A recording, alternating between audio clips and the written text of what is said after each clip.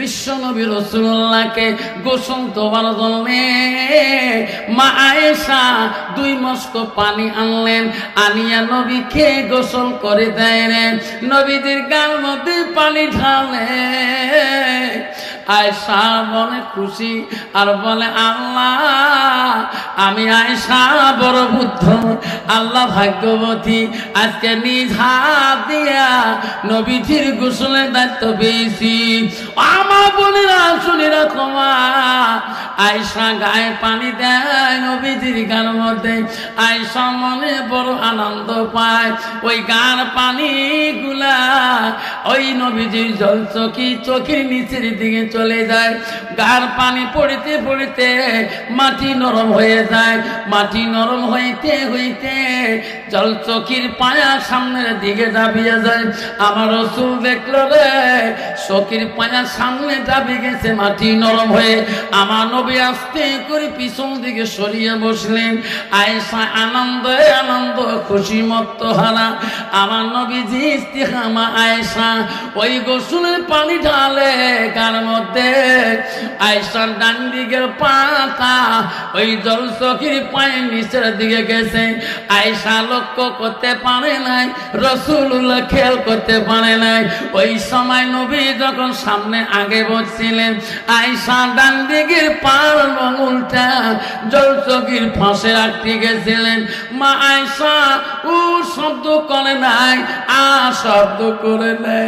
গোসলের পানি দিয়া রক্ত ঝর্ণা হয়ে যায়। নবী বলে আয়েশা রে, আয়েশা, আমি নবী জীবনে কত একাই গোসল করলাম, কোনদিন আমার গোসলের পানিতে রক্ত ঝর্ণা দেখি নাই। আয়েশা, আজকে তুমি গোসলের দায়িত্ব নিয়া আমার গোসলের পানি দিয়ে কেন রক্ত যায়? এটা কোন রক্ত আয়েশা? আমি নবী নিজে বুঝতে পারছি না। আয়েশা বলো বলো। মায়েশা আম্মা কথা বলে না, নবীজিকে গোসল দিয়ে দেয়। নবী বলে রে, আয়েশা এতক্ষণ তো আনন্দ ছিল, এখন আয়েশা কথা বলে না কে? নবীজির মুখটা আয়েশার মুখের দিকে তাকায়া দেখলেন। দেখে রে, আয়েশা 2 চোখের পানি দিয়ে বুক ভিজে যায়, তবু রাসূলুল্লাহকে গোসল দেয়। আমার নবীজির গোসল আয়েশা বন্ধ করে না। নবী বলে আয়েশা, তুমি কেন কাঁদছো রে বোন? এই গোসল তো তুমি নিজে ইচ্ছে করে দায়িত্ব নিয়েছো, আমি নবী তো তোমাকে বলিনি আমাকে গোসল করে দাও। আয়েশা, তুমি কেন কাঁদছো বোন? আমাকে বলো কি হলো তোমার? নবীর স্ত্রী আয়েশা বলে, ওগো নবী, তোমার জীবনে গোসলের মধ্যে পানি রক্ত দেখেন নাই না? ওগো নবী, আজকে গোসলের পানিতে যত রক্ত যায়, এটা কোন রক্ত গো আপনি জানেন কি? না গো আয়েশা, আমি তো জানি না। ওগো নবী, আজকের গোসলের পানিতে যত রক্ত যায়, নবী আপনি জানেন না? নবী গো, আপনার চোখের পায়ার তলে, জল চোখের পায়ার তলে আমার বুড়ো আঙুলটা এখনো আটকে আছে। সিপাই পড়ে গেছে, ফাঁস রাখতে গেছে গো নবী। তোমার শরীরের ভরিতে আমার আঙুলটা ফেটে গেছে। ও গো নবী, আমার শরীরে রক্ত গুলা তখন পর্যন্ত তোমার গোসলের পানি দিয়ে ঝর্ণা হয়ে গেল। নবী বলছে, তবু তুমি একটা শব্দ কেন করলি না? শব্দ কেন করলি না? আয়েশা, তুমি আমার জন্য এত রক্ত কেন কুরবানি দিলি? মায়েশা বলছে, নবী গো, পায়ে রক্ত তো দূরের কথা, শরীরে রক্ত তো দূরের কথা। ওগো নবী, আপনার ভালোবাসা আমার আয়েশার কাছে এত গো, আপনার ভালোবাসা আমার শরীরটা যদি চিপার মধ্যে পড়িয়া যায়, ওগো নবী, তোমার সামনে আমার দেহটা দিয়ে দেব, জীবনটা দেব, তবু আমার জবান দিয়ে আপনাকে একটা আ শব্দ শোনাবো না, একটা উ শব্দ শোনাবো না।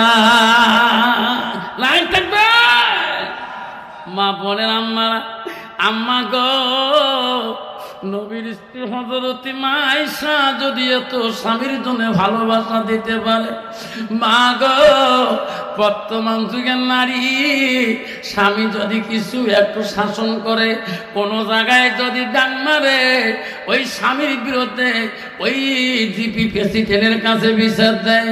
এমন যখন জিপি প্রেসিডেন্ট পায় না, জিপি প্রেসিডেন্ট বলে থানাতে যাও, এতটুক কাটাতে ফাটাতে দাগ ওই দারগা কেস নিবে না, নিজে হাতে বেলেট দিয়ে একটা ঘর ফাড়িয়ে দাও, আমি প্রেসিডেন্ট কেসটা একটু জটিল বানিয়ে দেই। ঠিক না বিঠি? এটা আমার জায়গার ঘটনা হয়েছে। সামান্য একটু ফাটি দিচ্ছে, শিখিয়ে দিচ্ছে মোটায় কাঠিতে বেলেট দিয়ে, কত বয় এখন বেলেট দিয়ে কাল রক্ত লেগে থানা যদি দেয়, এটি প্রেসিডেন্ট এজাহারটা লিখিয়ে দেয়, করা হবে না? এত গরু পিঠাই করলো স্বামীকে, বাবা বড়, আরো যদি ওই স্বামীকে যদি ওই বিবিটাকে সংসার করি যদি সরকারি সংবিধান মতে খায়, কত স্বামীটার জীবনে কোনোদিন শান্তি মেটা পাবে কি? পাবে? মেটা যদি তাহাজ্জুদ পড়ে, আল্লাহর কোরআন পড়ে, কোনোদিন আল্লাহর কাছে মঞ্জুর হবে না। আম্মা বলে না, আম্মা শরীর রাখো মা, জান্নাত যদি দিতে সালমা, মা আয়েশার মতন জীবনটা বানিয়ে নাও। স্বামী তোমার বড় পীর মা, পৃথিবীতে সব অলিদের অলি ছিল গো মা গো, এমন অলি ছিল গো হযরতে মালিক বিন দিনার রহমাতুল্লাহ, হাজার হাজার ভক্ত মুরিদান ছিল গো হযরতে মালিক বিন দিনার রহমাতুল্লাহ।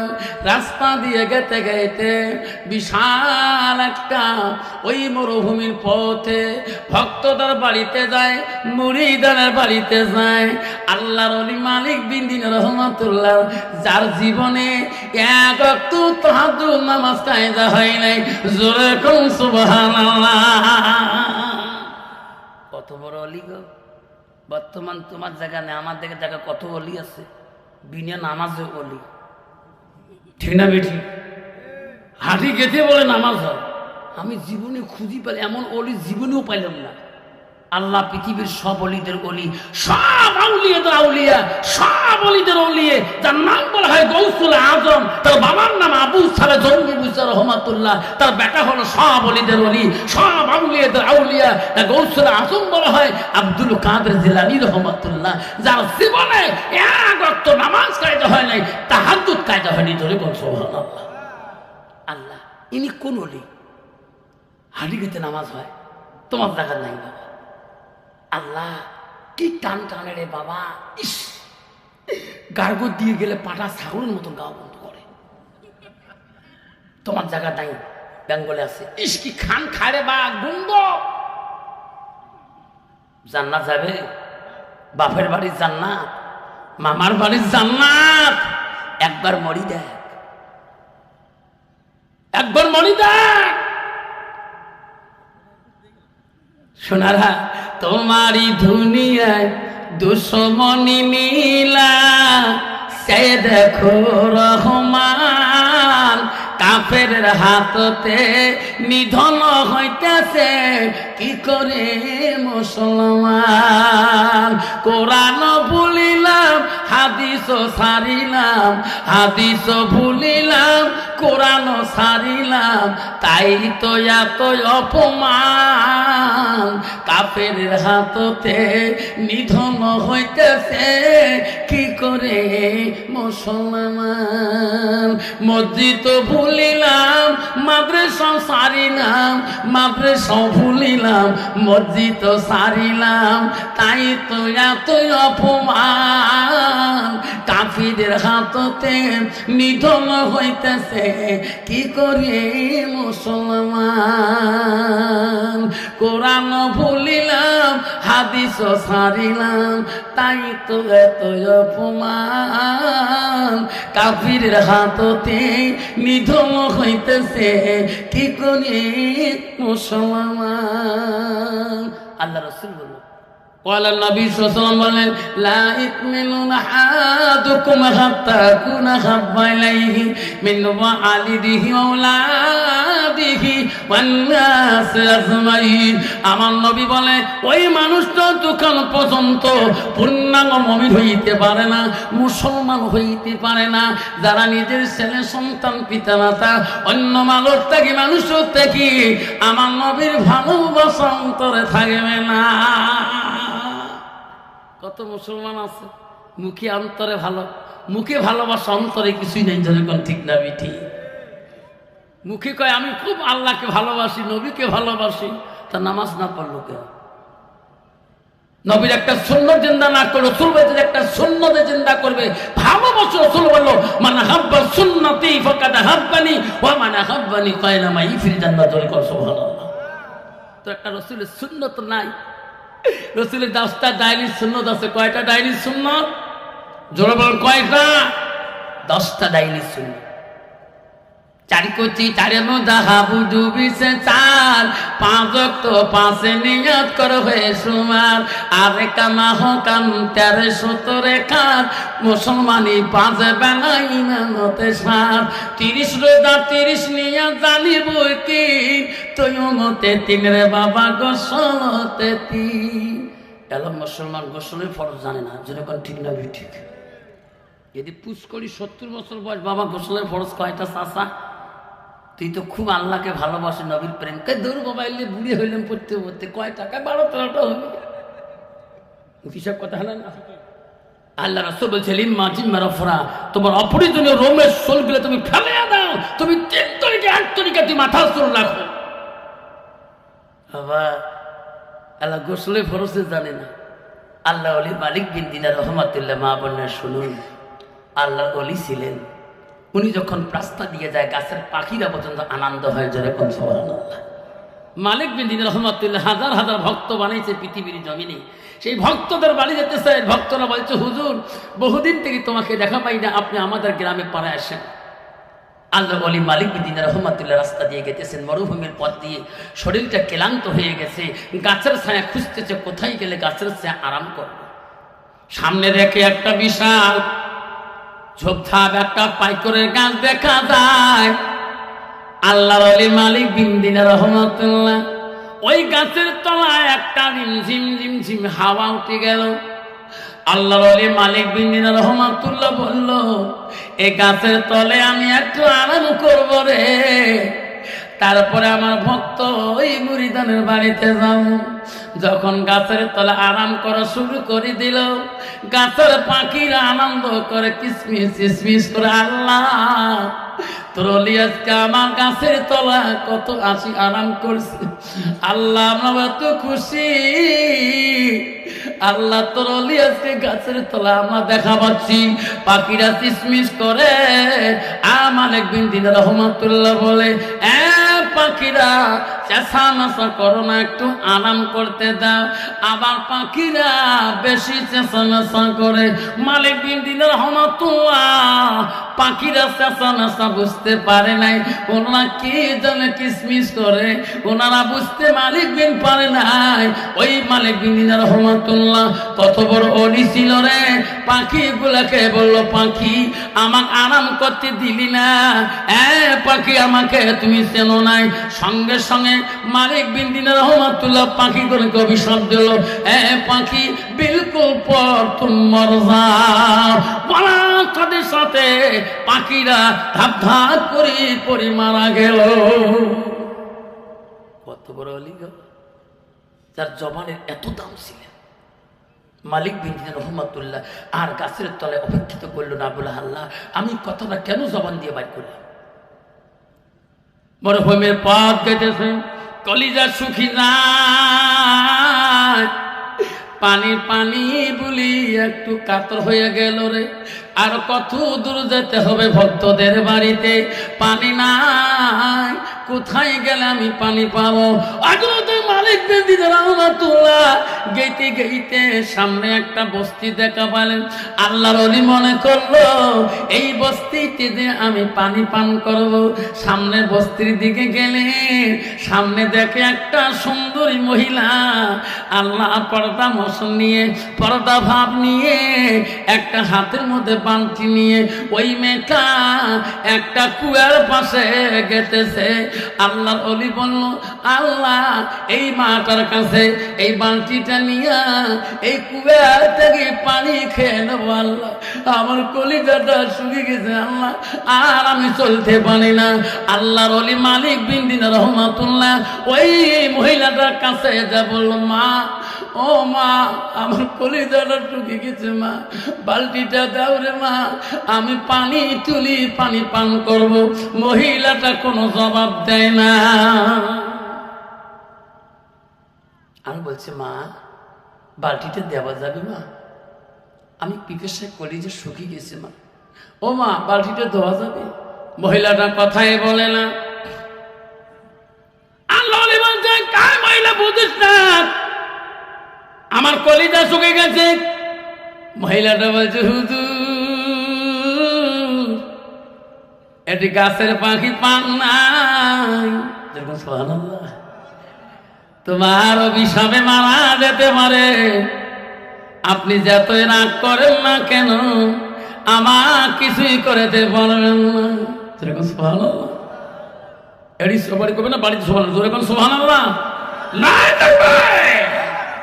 হুজুর, এটি গাছের পাখি পান নাই, তোমার কথায় পরিমরতে পারে। আমাকে যতই দামক দাও না কেন, ধমক দাও না কেন, আমার কিছুই করতে পারো না। মালিক বিন দিনার রাহমাতুল্লাহ বলল, আল্লাহ, আমি গাছের পাখি মারলাম কোন দেশে জানে কেমন করি? দেখুন সুবহানাল্লাহ। কন্ত বাবা, হুজুর আর পানি খাবি নাকি? হুজুর করে এই কোন হুজুরে নিবি? আল্লাহ, পাখি মারলাম কোথায় জানে কেমন করি? আবারে আল্লাহর ওলি মালিক বিন দিনার রাহমাতুল্লাহ বলল, মা, আমি কোন দেশে পাখি মারে আসলাম তুমি কেমন করি জানলি? এই বিদ্যা কোথায় শিখলি? মা তোর উস্তাদকে। মহিলাটা বলল, হুজুর, আমার উস্তাদ আছে এখনো জিন্দা, এই উস্তাদের দোয়ায় আল্লাহ আমাকে এই ইলমের নথুনি দিয়েছে। আল্লাহর ওলি বলছি, মালিক দি, মা, তোমার হুজুর কোথায়, দেখা করতে পারবো? কয়েছে, হুজুর, আমার হুজুরের পারমিশন ছাড়া তোমাকে আমি ওখানে নিয়ে যেতে পারি না। আমার শাহ হুজুর যদি অনুমতি দেয় তাহলে আমি তোমাকে আমার হুজুরের দরবারে নিয়ে যেতে পারি, বিনা পারমিশনে আমি নিয়ে যেতে পারি না। বর্তমান বিনা পারমিশনে কত মহিলা যায়, ঠিক না বেটি? তোমার জায়গা নাই বাবা, শুনে রাখ, খবরদার যাবি না। ওলি কাকে বলে? আল্লাহ ওলি কাকে বলে? নাস্তি ফুস্তি করে জীবনটা নষ্ট করে দিলে পৃথিবীর মহিলারা আল্লাহর ওলি হয়ে গেছে। জনগণ, ঠিক না বেটি? মা বোনেরা খবরদার। মালিক বিন বলছে, মা, আমি কি তোর ওস্তাদে দেখা করতে পারবো? বলছে, হুজুর, আমার ওস্তাদে দেখা করলে আমার ওস্তাদের পারমিশনটা নেব, যদি দেখা করা আদেশ করে তাহলে দেখা করতে হবে। বাবা, ও মা বলে না, শুনে রাখো মা, হুজুরের কাছে যাওয়া কেন অধিকার দিয়েছে? বুঝুন, মক্কা হুজুরকে রাস্তার মধ্যে আমি গাড়িতে আসতেছি, শিলিগুড়ির গাড়িতে, মহিলাটা বারবার আমাকে বলে, হুজুর তোমাকে চেনো চেনো না গে? কি হয়েছে তার? হুজুর কোথায় গেছেন? আমি কই ইসলামপুর।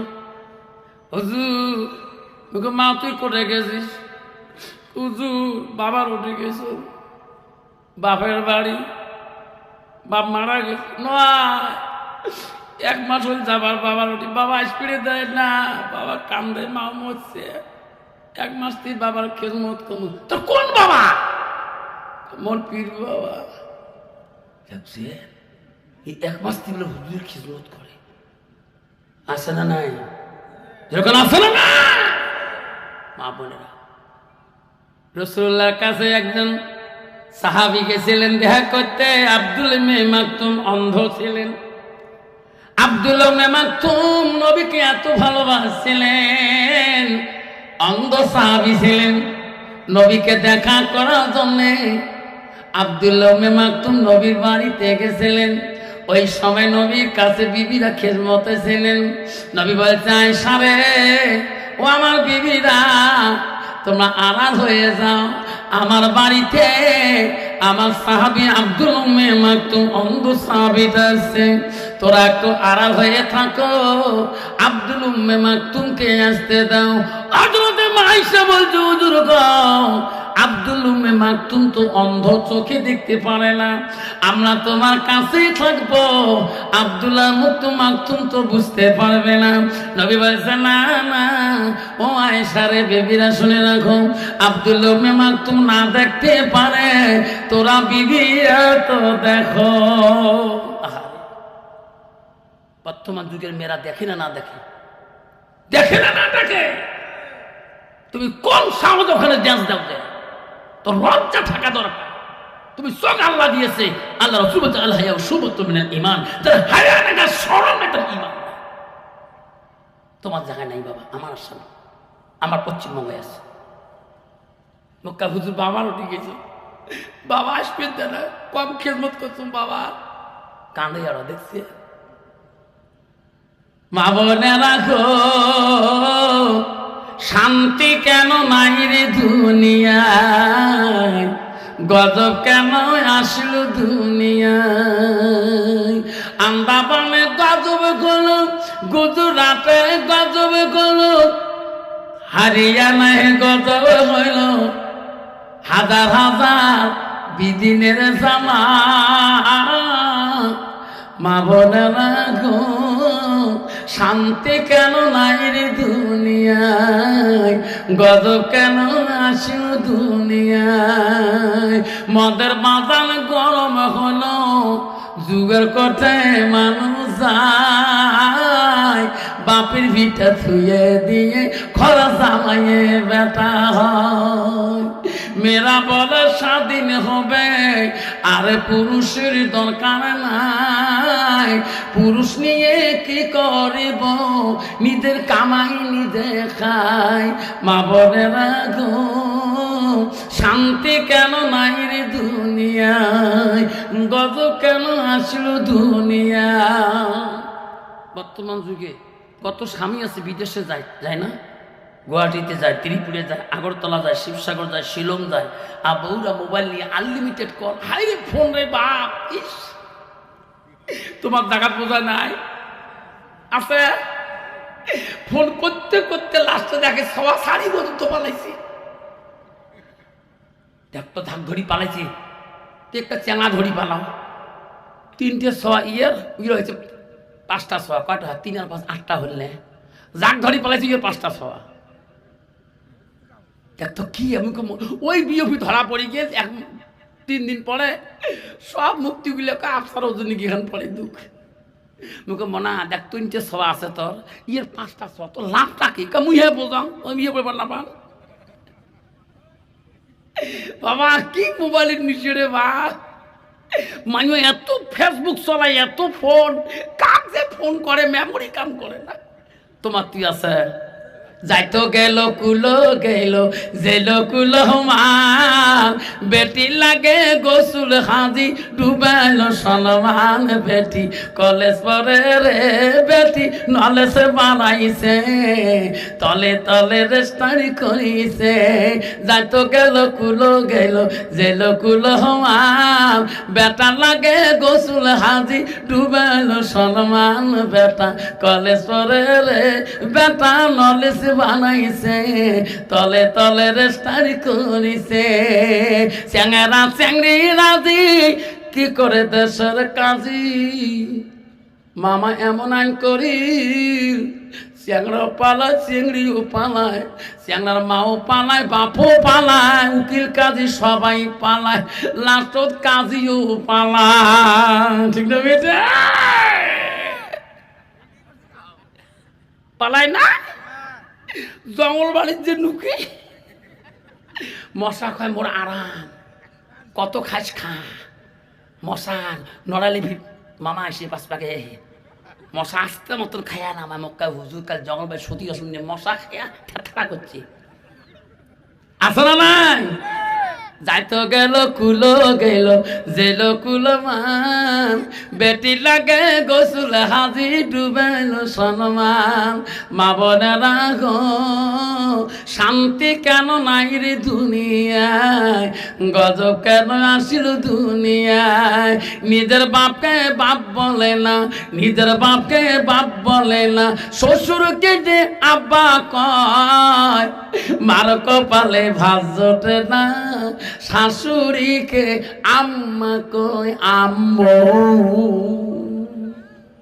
আসো না কত যুবক কি শ্বশুর ডাক দেয় তা আম্মা বা শ্বশুর ডাক আব্বা নিজের বাপটা নিজের বাপ কয় না নিজের বাপ আর মা কয় না শ্বশুর বাড়ির বউ শিখিয়ে দিচ্ছে দেখছেন তোমরা তোমার জাম বাড়িতে তোমার অভ্যেস খারাপকে তোমার বাপক বাপ কনকে আমার তো আব্বা কয় জানেন আমার রাজনীতির মধ্যে ওই আগিয়ের মধ্যে আব্বা কয় তোমরা খবরদার মোর বাপক বাবা কন না শরম পাইছে বাবা প্রথম পাক গেছিলেন না ওই আসবার সময় মোর সামনে করলেন না বাবা যাই বাবা শরম পাইছে জানেন আজ থেকে মোর সাথে গেলে আব্বা করবেন স্বামী কইছে আমাকে তো বলি দেওয়া দরকার বিয়ে আগারাতে ঠিক আছে ঈদের দিন মঙ্গলবার না ঈদের নামাজ পড়ে চলে যাবো দুজন মোটর সাইকেল ইয়াম্মা গাড়িতে আব্বা দিচ্ছে না একে গাড়িতে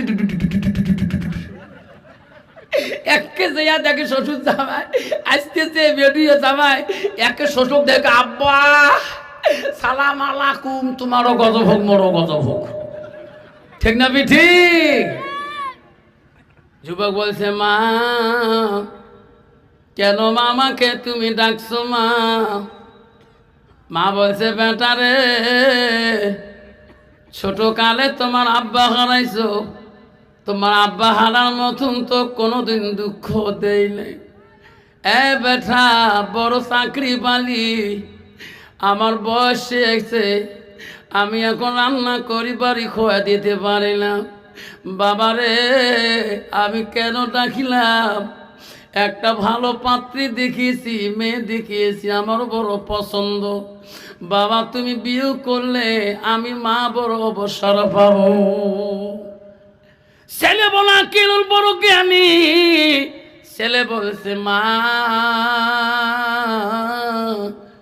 তুমি যদি পছন্দ করেছো মা আমি না বলতে পারি মা তোর জীবনে এত কষ্ট করেছো মা মা তুমি পছন্দ করি আনো আমি রাজি আছি মা বলল বাবারে অমুক তারিখে আমরা দিবি আর মহরণা চুক্তি করব তুমি কি দেখবে না না মা আমি বউ দেখবো না তোমার যদি পছন্দ হয় মা মা আমি বড় পছন্দ আমি খুশি মা তুমি যদি খুশি হও ওই বউ কাটলে মা আমিও আল্লাহর কাছে খুশি জোরে কম সুবহানাল্লাহ বিয়ে হয়ে গেল বউ বাড়িতে আসিল বড় অফিসার মানুষ রে মাকে সম্মান দিয়ে চলে মার শ্রদ্ধা ভক্ত করে ও অফিসার কেমন অফিসার গো মা যখন ডাক মারে মার সামনে তুরন্ত দাঁড়িয়ে যায় অফিস যাবার কালে